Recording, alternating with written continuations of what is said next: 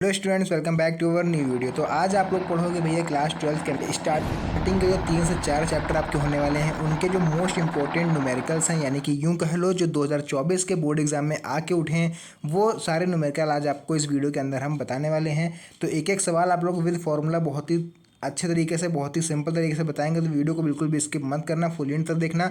अगर आपको इसका पीडीएफ चाहिए तो कमेंट में पीडीएफ जरूर लिख देना, क्योंकि आपको नेक्स्ट वीडियो में उसका हम लिंक दे देंगे, आप वहाँ से पीडीएफ आराम से डाउनलोड कर पाओगे। तो चलिए आज की इस वीडियो को हम लोग स्टार्ट करते हैं। तो देखो, पहला मेरा चैप्टर है भैया ठोस अवस्था, ठीक है, यानी कि सॉलिड स्टेट से ये क्वेश्चन रहने वाला है, 2024 में पूछा भी गया है। तो पहला क्वेश्चन है 58.5 ग्राम NaCl में इकाई सेलों की संख्या ज्ञात कीजिए। 58.5 ग्राम NaCl यानी कि जो 58.5 ग्राम हमारा सोडियम क्लोराइड में इकाई सेल यानी कि यूनिट सेल्स की हमें संख्या ज्ञात करनी है। तो कैसे ज्ञात करेंगे, पहले सबसे पहले देख लो। स्मॉल डब्लू हमारा जो मतलब वेट दिया हुआ है इस कंपाउंड का, वो वेट कितना है 58.5 ग्राम। कैपिटल एम यानी कि जो हमारा परमाणु इसका भार होता है वो कितना है, Na का होता है 23, Cl का होता है 35.5। तो बच्चों इसका टोटल हो जाएगा अणु भार 58.5। अब हमें क्या निकालना है, इकाई सेलों की संख्या। तो इसके लिए हमें सबसे पहले निकालनी पड़ेगी इसके अणुओं की संख्या, क्योंकि इसका जो फॉर्मूला होता है इकाई सेलों की संख्या ज्ञात करने का, उसमें अणुओं की संख्या पूछता है। तो इसके लिए हमें सबसे पहले भाई 58.5 ग्राम में अणुओं की संख्या निकालनी पड़ेगी। अणुओं की संख्या कैसे निकलती है, ग्राम में भार बटे अणु भार इंटू एवोगाद्रो नंबर। तो स्मॉल डब्लू हमारा कितना दिया हुआ था, मतलब जो कंपाउंड का वेट था वो था 58.5 ग्राम, तो उसको रखेंगे ऊपर। इस कैपिटल एम था हमारा बच्चों अणु भार, उसको रखेंगे नीचे। इंटू एवोगाद्रो नंबर हमारा ये फिक्स होता है, आप लोग याद कर लो, 6.022 इंटू 10⁻23 ये होता है एवोगाद्रो नंबर। यहाँ पर ये पूरा कट जाएगा और फाइनली जो एवोगाद्रो संख्या बचेगी यही हो जाएगी हमारी इसकी अणुओं की संख्या। तो चलिए फाइनली अब हम लोग देखने वाले हैं इसकी इकाई सेलों की संख्या को हम लोग कैसे ज्ञात कर सकते हैं। तो देखिए, इकाई सेलों की संख्या ज्ञात करने के लिए जो मेरे पास फॉर्मूला होता है वो होता है इकाई सेलों की संख्या अगर ज्ञात करनी है तो अणुओं की संख्या अपॉन में यहाँ पर 4 लगाना जरूरी है, क्योंकि इकाई सेल कितने होते हैं हमारे यहाँ पर 4, ठीक।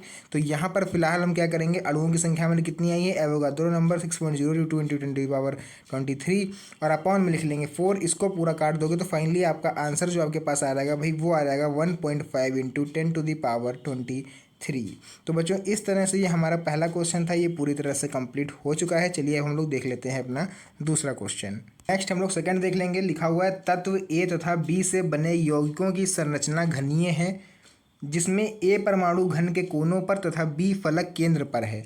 यौगिक का सूत्र क्या होगा। तो बहुत ही ट्रिकी क्वेश्चन है और 2024 बोर्ड एग्जाम में दिया गया है और ये 3 नंबर में न्यूमेरिकल भैया पूछा गया था। तो मेरे पास अगर इसका पेपर का PDF पड़ा होगा तो हम आप लोग को दिखा देंगे नेक्स्ट वीडियो में, आप लोग देख लेना, क्योंकि कोई भी चीज़ हम अपने मन से नहीं बोल रहे हैं। ये भाई 2024 में आए हुए क्वेश्चन है, क्योंकि मेरी ऑफलाइन कोचिंग में जितने बच्चे आते हैं उनके पेपर को लेकर के, उनके एग्जाम जो पेपर आया था उसको एनालिसिस करके हमने ये क्वेश्चन सब बनाए हैं। तो भाई इसको हवा हवाई मत समझना कि ऐसे ही लिख दिया ये हो गया। तो बहुत ही ज़्यादा इंपॉर्टेंट क्वेश्चन है, आप लोग खुद समझ सकते हो। तो यहाँ पर हमारी बात करी जा रही है घन की, जैसा कि आपको यहाँ पर घन दिख भी रहा होगा। तो यहाँ पर बच्चों घन के जो कोने हैं वो कितने होते हैं, 8। जैसे कि ये डार्क पॉइंट वाले आपको दिख रहे होंगे, डार्क पॉइंट है जो, इसको आप गिन लो, ये टोटल हो जाएंगे 8, ठीक। तो अब हम लोग देखो यहाँ पर क्या करेंगे, क्या बोल रहा है, तत्व ए तथा बी से बने यौगिक संरचना घनी है, जिसमें ए क्या है, परमाणु घन के कोनों पर। तो पहले ए की बात कर लेंगे।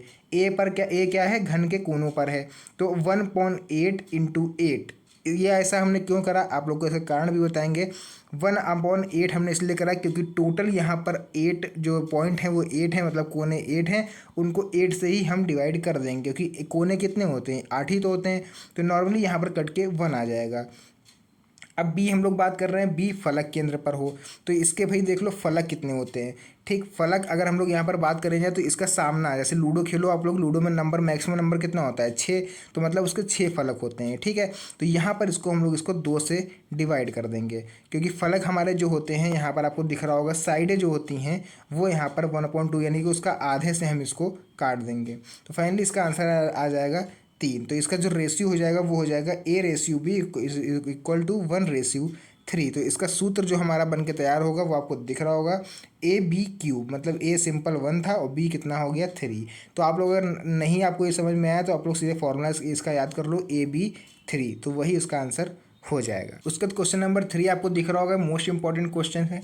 एक तत्व का मोलर द्रव्यमान 2.7 इंटू 10⁻² किलोग्राम प्रति मोल है या 405 pm लंबाई की भुजा वाली घनीय एकक कोष्टिका बनाता है। यदि इसका घनत्व 2.7 इंटू 10⁻³ हो तो घनीय एकक कोष्टिका में परमाणुओं की संख्या ज्ञात करो। मोस्ट इंपॉर्टेंट क्वेश्चन देखिए लिखा हुआ है, और आज जितने क्वेश्चन आप लोग पढ़ रहे हो उसमें सबसे ज़्यादा इंपॉर्टेंट बच्चों यही क्वेश्चन होने वाला है। तो देखो यहाँ पर हम लोग सबसे पहले तो वो लिख लेंगे जो हमको गिवन है, और जो निकालना है उसको सबसे लास्ट में लिखेंगे। तो हमको गिवन क्या क्या है यहाँ पर, मोलर द्रव्यमान यानी कि यहाँ पर कैपिटल एम हमको दिया हुआ है वो हमने लिख लिया। नेक्स्ट 405 pm लंबाई यानी कि भुजा भुजा को हम लोग ए से डिनोट कर रहे हैं यहाँ पर, तो ए इक्वल टू 405 लिख लिया। इसको पिकोमीटर दिया हुआ है, पिकोमीटर से मीटर में कन्वर्ट करने के लिए हमें 10⁻12 से मल्टीप्लाई करानी पड़ती है। तो फिर हमें पॉइंट यहाँ हम खिसका के लाएंगे तो उस हिसाब से हमारा ये 4.05 इंटू 10⁻10 बचेगा।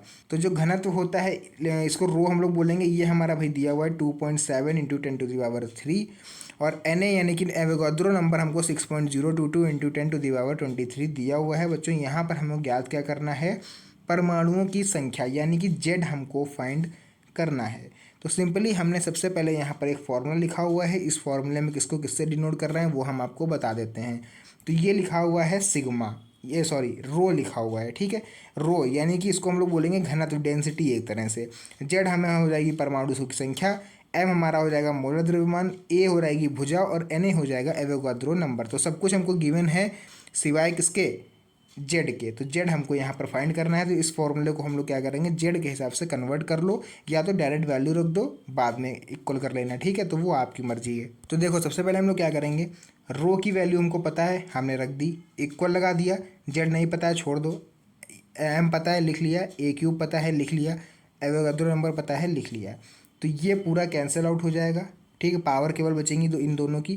तो क्या करो, ऊपर कितना बचेगा, जेड इंटू 10⁻2, तो उसको हम लोग इसी साइड छोड़ लेंगे। इन सबको कहाँ भेज देंगे, क्रॉस मल्टीप्लाई करा दो, इधर इसकी इधर। तो जब इसकी इधर होगी तो इधर यही बचेगा, और इस वाले की जब आप लोग इधर कराओगे तो भाई ये पूरा बच रहेगा, ठीक है। साथ में पावर भी बच रहेगी। अब क्या करना है, अब तो सिंपल सा है, 10⁻2 इधर मल्टीप्लाई में है, डिवाइड में आके किस में हो जाएगी, इधर मल्टीप्लाई में है, इक्वल की इधर आ जाएगी तो डिवाइड में हो जाएगी। ऊपर आप लोग सब कुछ कैलकुलेशन कर लोगे और फाइनली इसका आंसर निकल कर आ जाएगा। ये देखिए इसका आंसर आप लोग देख सकते हो यहाँ पर, इसका कैलकुलेशन वगैरह आप लोग कर लीजिएगा। जेड इक्वल टू 4 इसका आंसर आ जाएगा, ठीक है। ज़्यादा कैलकुलेशन अगर हम कराने लगेंगे तो वीडियो बहुत ही ज़्यादा लंबा हो जाएगा, और ज़्यादा लंबा वीडियो देखने का समय ना आपके पास है ना मेरे पास बनाने का समय है, ठीक है। तो चलिए इसी बहाने हम लोग देख लेते हैं जल्दी से अपना नेक्स्ट क्वेश्चन।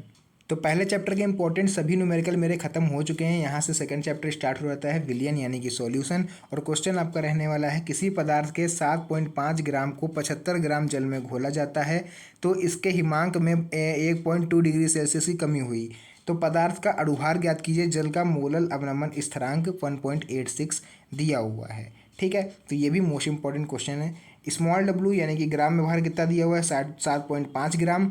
और उसके बाद आप लोग देखोगे कैपिटल डब्लू कितना दिया हुआ है, यानी कि जो जल है उसका यहाँ पर ग्राम दिए हुए हैं 75 ग्राम।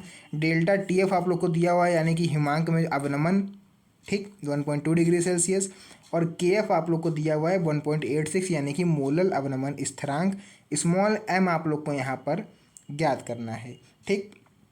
तो चलिए इसका हम लोग फॉर्मूला सबसे पहले लिख लेते हैं। हिमांक में अवनमन का फॉर्मूला यहाँ पर लगने वाला है, उसको नोट कर लेते हैं और सभी की वैल्यू यहाँ पर पुट कर देते हैं। उसके बाद यहाँ पर आप लोग देख सकते हो यहाँ पर कि हमको m निकालना था, स्मॉल m। चाहो तो आप लोग ऊपर जो इससे पहले हमने क्वेश्चन कराया उसकी तरह आप कर सकते हो कि पहले सबकी वैल्यू रख दो उसके बाद इधर उधर करो, लेकिन हमने यहाँ पर थोड़ा अलग मेथड चेंज कर दिया। आप लोग पहले m को इस साइड ले आओ और डेल्टा टी एफ को इधर ले आओ, तो एक फॉर्मूला सही से क्रिएट हो जाएगा, ठीक है। तो 1000 दिया था, 1000 ऐसे रख दिया, के एफ की वैल्यू रख दी, डब्ल्यू की वैल्यू रख दी, एम कैपिटल डब्ल्यू, और यहाँ एम तो सॉरी हमें फाइंड करना है कैपिटल डब्ल्यू, और टी एफ की सबकी वैल्यू हमने यहाँ पर रख दी। बस सॉल्यूशन कर लिया पूरा। यहाँ पर कैलकुलेशन आप लोग कर लोगे तो m इक्वल टू 155 इसका आंसर आ जाएगा। नेक्स्ट इसके बाद अगला क्वेश्चन है, ग्लूकोज के 12 ग्राम को 100 ग्राम जल में घोला जाता है तो इस विलयन का क्वथनांक 100.34 डिग्री सेल्सियस है, तो जल के लिए मोलल उन्नयन स्थिरांक ज्ञात कीजिए। इसमें भी आपको क्या करना है, हम लोग को यहाँ पर क्वथनांक में उन्नयन का फॉर्मूला यहाँ पर लगाना है। तो देखो भाई स्मॉल डब्ल्यू 12 ग्राम, कैपिटल डब्ल्यू 100 ग्राम, डेल्टा टी भी हमको दिया हुआ 100.34 डिग्री सेल्सियस। 100 से माइनस इसलिए करा जा रहा है क्योंकि शुद्ध जल का, शांत जल का या फिर शुद्ध जल का जो मोलन उन्नयन स्थिरांक होता है वो होता है 100। ठीक, तो उसको हम लोग इससे पहले माइनस कर लेंगे, तो जो अब बचा हुआ है यही हमारा क्वथनांक में उन्नयन है, तो इसी का हम लोग फॉर्मूला लिखने वाले हैं। तो के भी हम लोग को याद करना है, स्मॉल एम यानी कि जो अणुभार निकालना है वो अणुभार आप लोग निकाल लोगे 180 आएगा। यहाँ पर फॉर्मूला लिख देंगे क्वथनांक में उन्नयन का। उसका देखिए यहाँ पर जो वैल्यू दी हुई है सबको आप लोग पुट आउट कर दोगे, उसकी जो भी आपकी वैल्यू है आपका आंसर फाइनल निकल के आ रहेगा के बी इक्वल टू 0.51।